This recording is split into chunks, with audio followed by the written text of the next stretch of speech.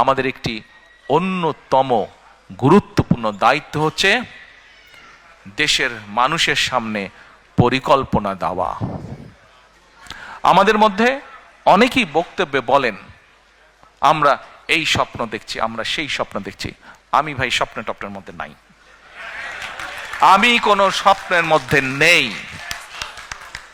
আমরা আছি পরিকল্পনার মধ্যে। আমরা পরিকল্পনা করব, আমরা পরিকল্পনা বাস্তবায়ন করব। আমরা কোনো স্বপ্নের মধ্যে থাকতে চাই না। স্বপ্ন দেখতে দেখতে দেশ থেকে প্রতি বছর $16 বিলিয়ন পাচার হয়ে গিয়েছে। Japan Bangladesh joint venture company JBS holdings limited.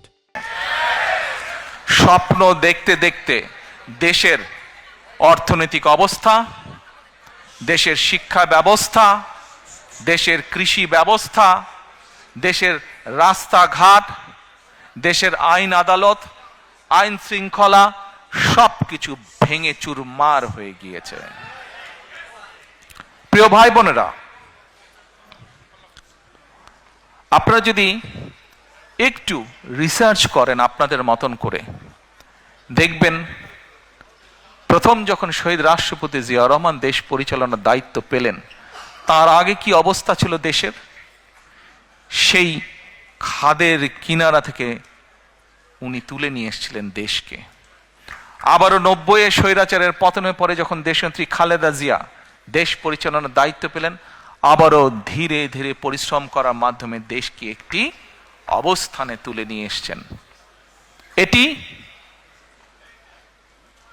হতে পারে প্রকৃতি বলেন, ইতিহাস বলেন, বাস্তবতার একটি নির্মম চিত্র, বা কিভাবে বলবো আমি নিজেও ঠিক জানি না। বাট বাস্তবতা হচ্ছে যখনই এই দেশের স্বাধীনতা সার্বভৌমত্ব হুমকির সম্মুখীন পড়েছে, যখনই এই দেশের স্বাস্থ্য ব্যবস্থা বলেন, অর্থনৈতিক ব্যবস্থা বলেন, সবকিছু ভেঙে পড়ার উপক্রম হয়েছে, তখনই সেই দায়িত্বটা, সেই কঠিন দায়িত্বটা এসে পড়ে বিএনপির উপরে।